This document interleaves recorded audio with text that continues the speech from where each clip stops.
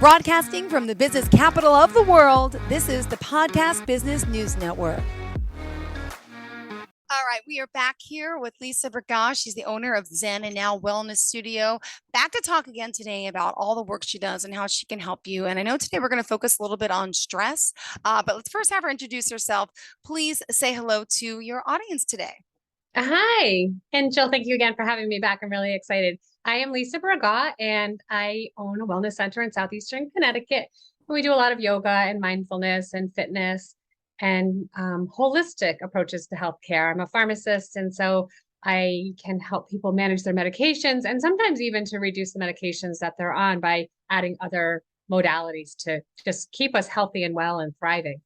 Perfect. And just a little bit about your background. You live in Connecticut, right? Yes. And your Yes, studio, though, really, you work with people all over the world with Zoom and all 7 absolutely. days a week. 7 days a week. Yeah, we've got classes starting at like 5:45 in the morning till like 7 p.m. at night. And we have people Zooming from all over the world, And which is really last fun. time, yeah, we talked a lot about self-care, which I think is important. And today I know stress Yeah, is super important. Unfortunately, a lot of us deal with yeah. it. We're going to talk a little about some of those techniques, how to help with that today. And for those new listeners, of course, let's give them the website as well. Sure. It's zenandnowct.com. Perfect. All right. So let's get started. So the topic for the day is Stress resilience. perfect. And what is that exactly? Yeah, so stress resilience, I like to use that term instead of stress free because stress free is really, really impossible. In fact, we thrive under healthy stress. That's how we grow. Physically, we have bone, weight bearing exercises so our bones get stronger and our joints get stronger. We do thrive under stress. That's how we grow. We push our edges and then we get bigger. So that's why I like to call it stress resilience, where when we're faced with stress that's even pushing us towards overwhelm, where we just can't function anymore, we can use practices that help us to deal with that stress so it doesn't knock us over and take us out. Got it. Got it. All right. So let's start with a couple of questions, right? Yes, Is I'd all love to. stress bad? All stress is absolutely not bad. Yeah, again, that's how we grow. I would like to ask the audience just some contemplative questions to think about. So if you have a journal or a piece of paper or just do it in your mind, just think about this and put a little thought into it.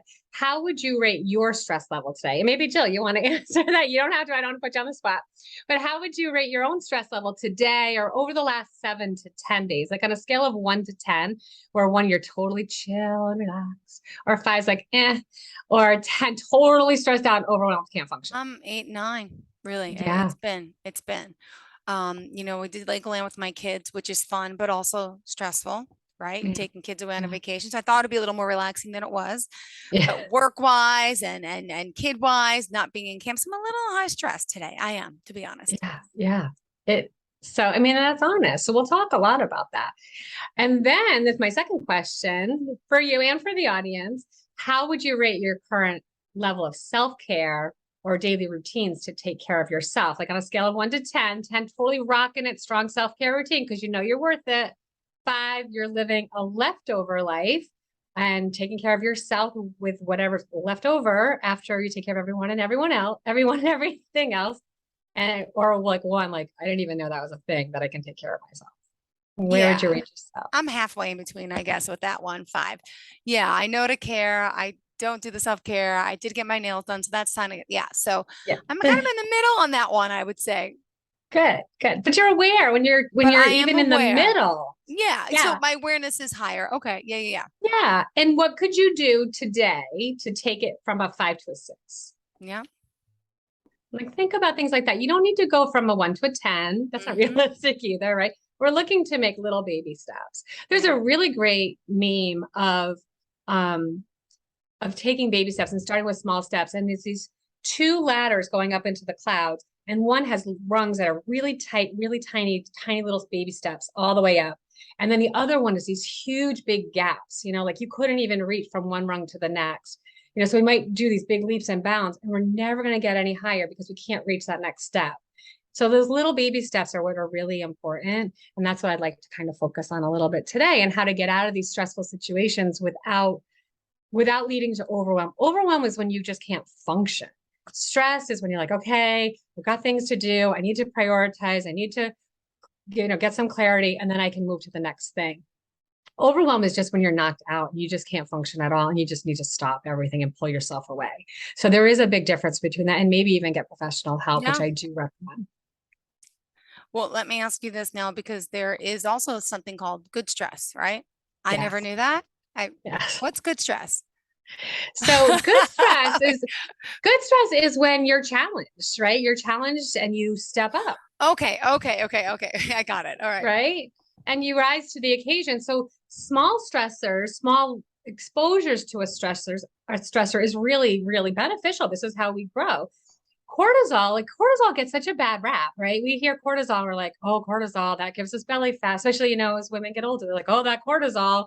So poor cortisol gets a really bad rap, but it's really, really a functional hormone that helps us survive. It helps us to deal with stress in a healthy way. So when we're stressed out, or when we're presented with a stressor, our brain, different parts of our brain have a little communication, and one hormone is released and tells the other part of the brain another thing, and then it sends another response, like a little text message system, a little loop that goes to the adrenal glands above your kidneys that tells the body to make cortisol. And when we make cortisol, we become more alert. Cortisol helps our body to mobilize sugar. So we store sugar in our body for when we need it.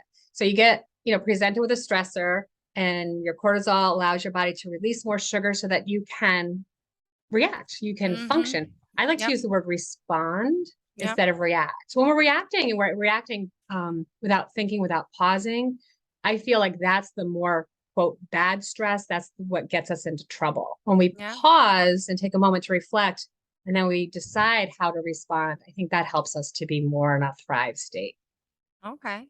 And then over time, though, if we're continually exposed to these stressors, and we're not being chased by tigers anymore. This limbic brain, this old brain, was built to keep us alive and to procreate.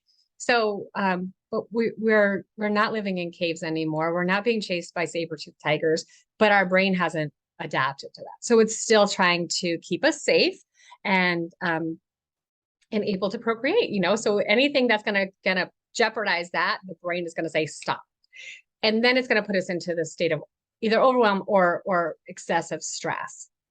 What happens when we're in these states of excessive stress, that system gets turned off.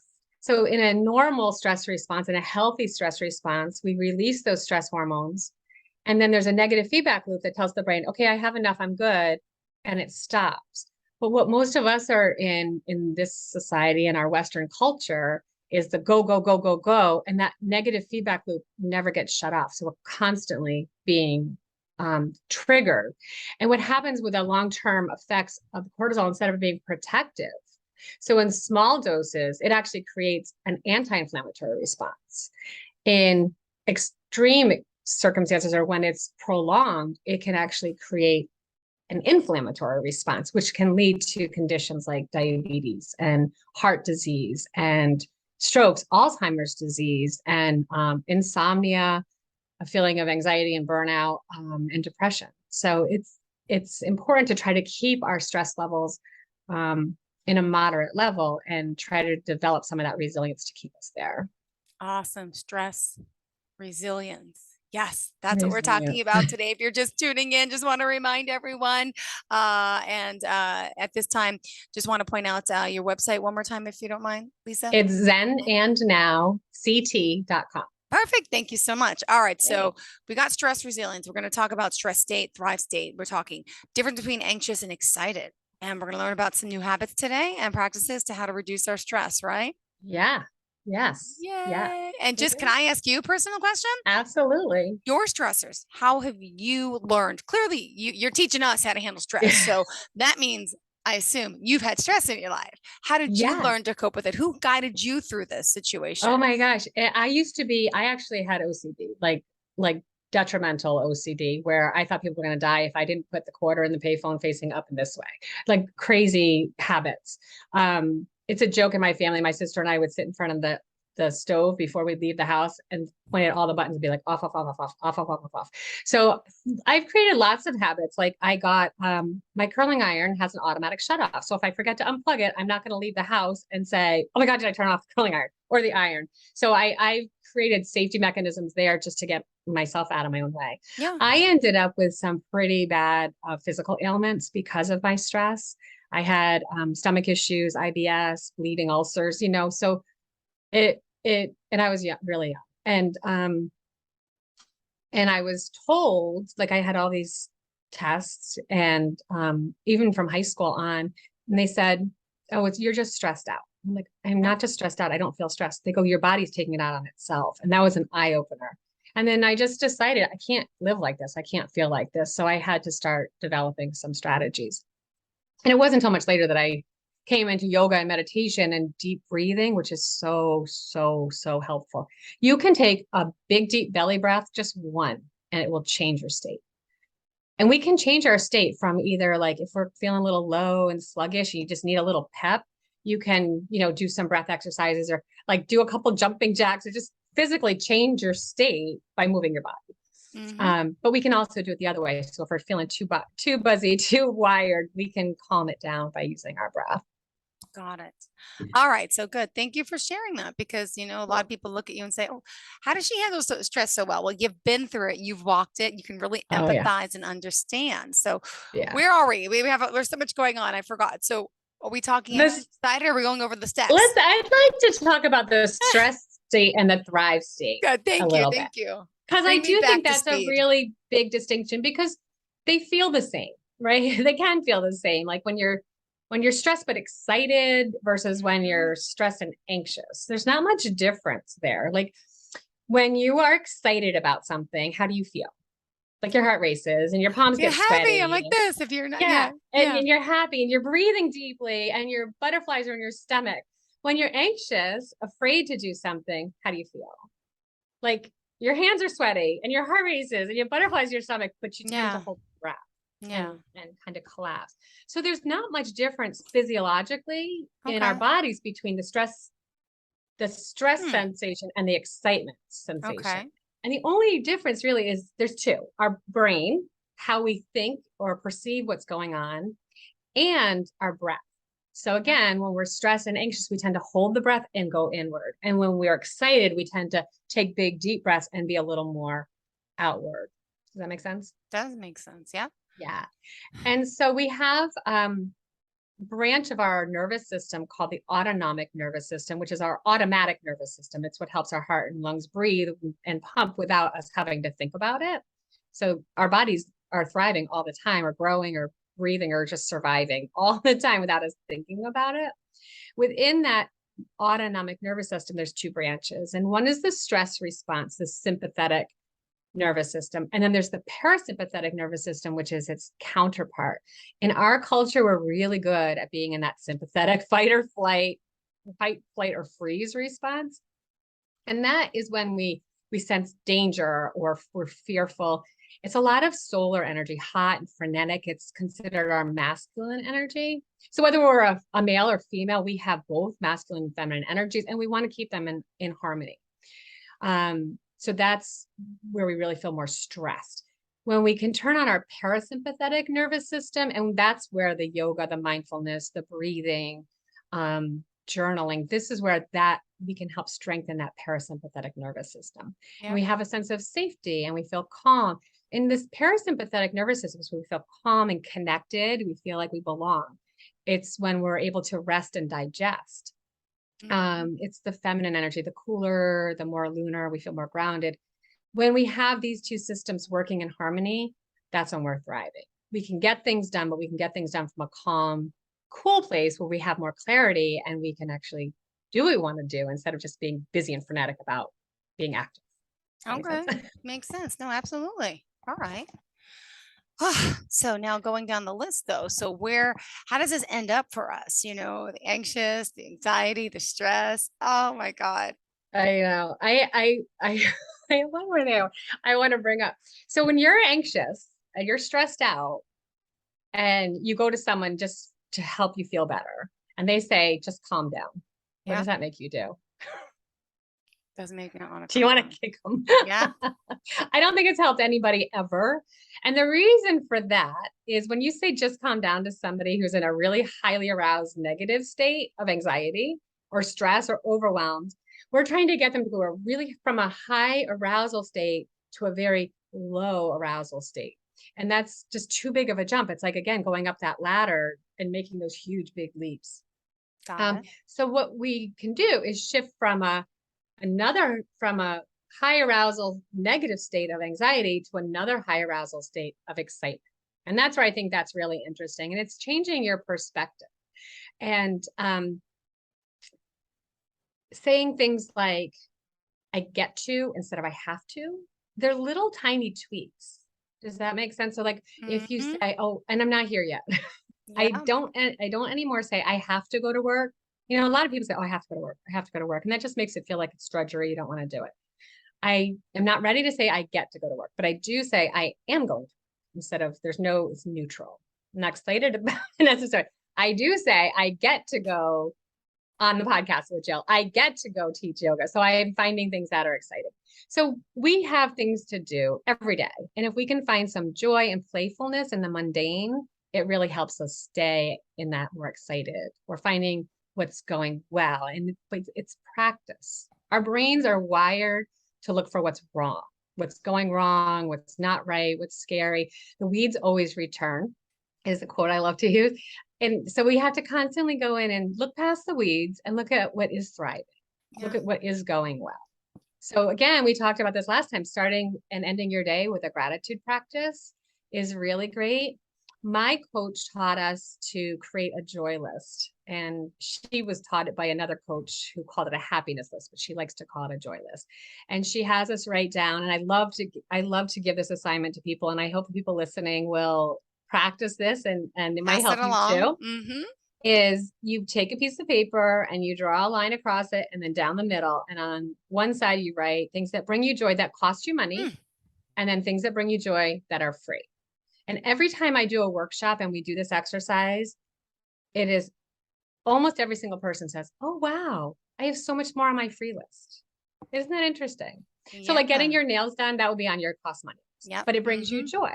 It And so when does. you're feeling down and when you're feeling anxious or you're feeling depressed or overwhelmed, pull out that joy list, keep it out and go do something on it. And make it a practice. Like every day I'm going to do 2 things on my joy list, or every week I'm going to do 2 big things on my joy list. You know, that's a really great practice. I got my pen ready. I'm gonna think about this. I want a vacation more. That's on my joy list, Put I it on your do. joy list. You can put anything you want on there. Really go big.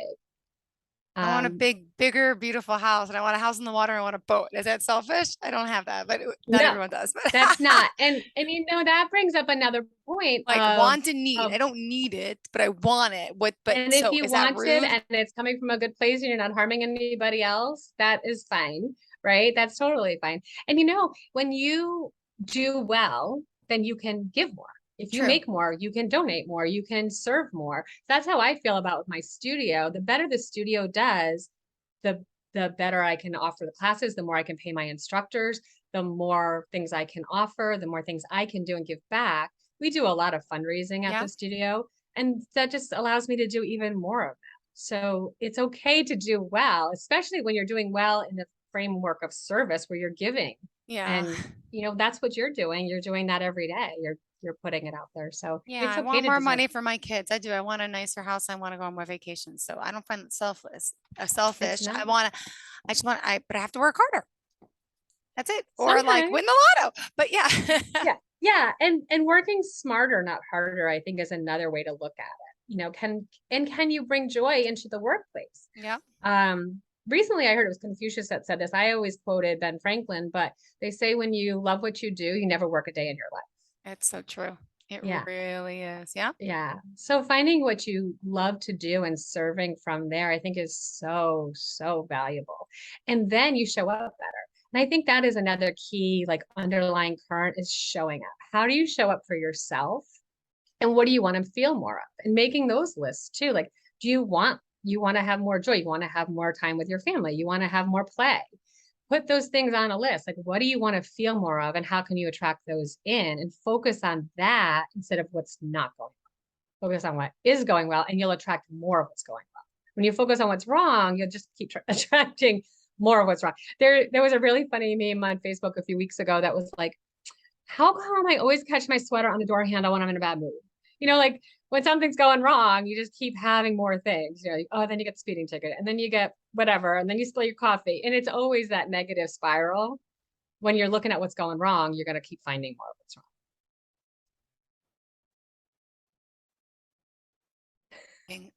Yeah, that'd be nice. wrong. But it's possible. So it's like a vision board. Like when I was Yeah. little, let's say little teenager, I used to put a post-it notes in my room. My mom would get mad because they're all over the wall. And I would Yeah. put the things that I wanted to like accomplish. So it's guess it's like the same thing. It's like manifestation, or is that the Yeah. terminology? Yeah, manifestation, visioning, and it's a thing. It works. It's really funny. I didn't share this with you last time, but I have a vision board. I actually have a digital vision board I made online, and I have it as my screensaver on my phone. And I was just about to update it. I made it in January, and I had a podcast on it. And I was literally 2 weeks ago thinking, oh, I'm going to have to take that off this vision board and put it on next year's because it's not going to happen this year. Literally that day, I was contacted by your company, and they said, we want you to come do a podcast. So I was like, oh my gosh, it's here. So Wow. don't sell yourself short. Put it out there. You've got nothing to lose. Manifesting, attracting, and the higher we raise our vibes, the more the universe responds to that. And the more higher vibe we get back. Oh my gosh, that is Yes, so cool. I didn't know it is that's how, so cool. that's awesome. See, It's everything happens for a reason is meant to be. yeah, Wow. yeah, yeah. And believing that you're worth it. That is something I think most of us have trouble with. I don't deserve enough. If I have more, it takes away from somebody else. Yep. And so that's an interesting thing too. Like if you think you making more money is going to hurt somebody else and they're not going to have enough, then you're going to block that attraction of making more money. But if you have more money and you can pay more people to do things, somebody said to me once, and I love this, they said, when I hire someone to take something off my plate, I'm contributing to their economy. And I was like, oh my gosh, mind blowing. Because I feel like if I can do it, I should do it. Like I can paint. So I feel like if we need to paint a room in the house, I should paint it. If I need to, clean my house, do my dishes, do all the things that if I can, I should, even though it's taking me away from growing my business and doing podcasts and doing things like that. And so by contributing to somebody else's economy shifted my brain, and it was mind blowing. So I got a cleaning lady that day. And she and I have really hit it Wow. off. And I told her that. I said, I'm contributing to your economy. She went on to help another person, and then that person's thriving. And she's like, oh my gosh, it keeps growing. So you are helping other people.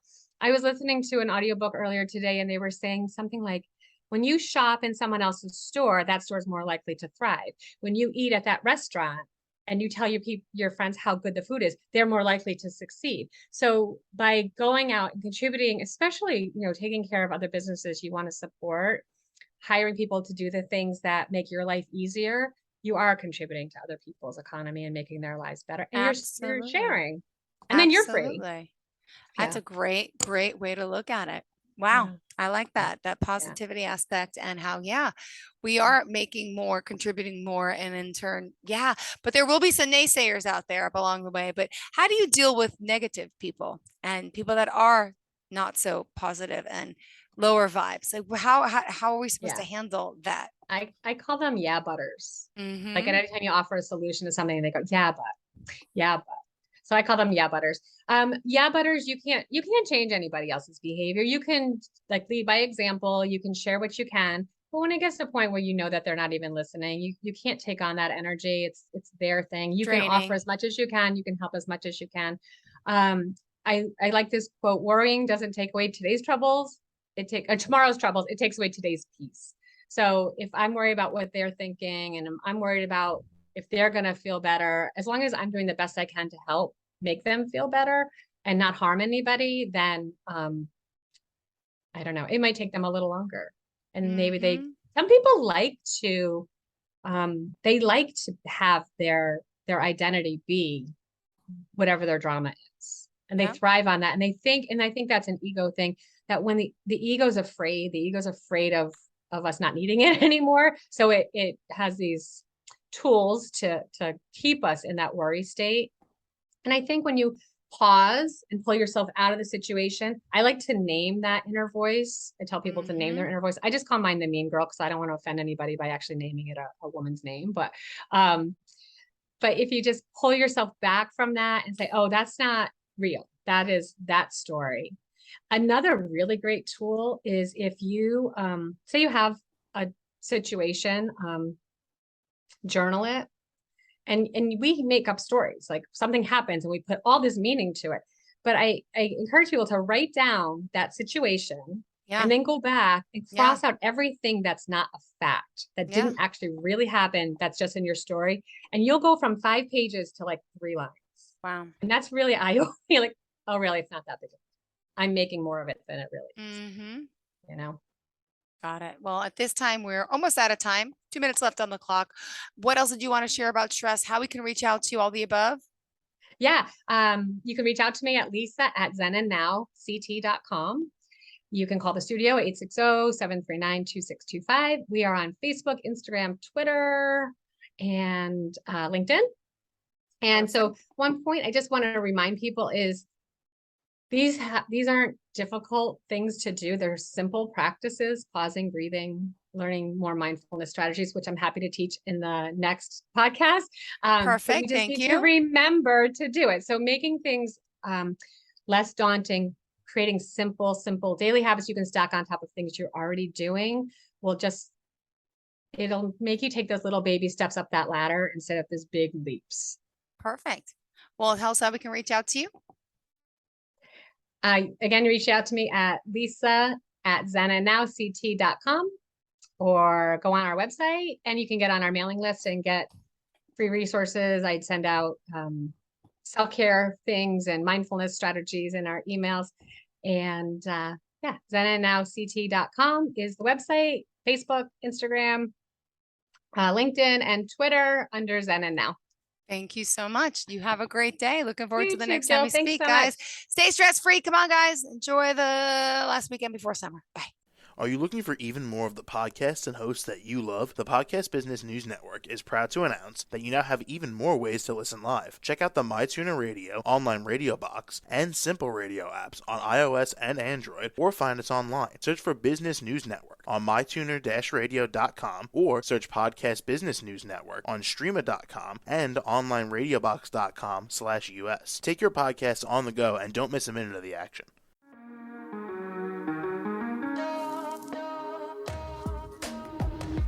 Broadcasting from the business capital of the world, this is the Podcast Business News Network. For nearly 2,000 severely injured veterans, everyday life has become filled with barriers. Day-to-day simple tasks can become pretty daunting. I have to carry my chair up 2 flights of steps or have somebody do it for me. What scares me the most is just the falling.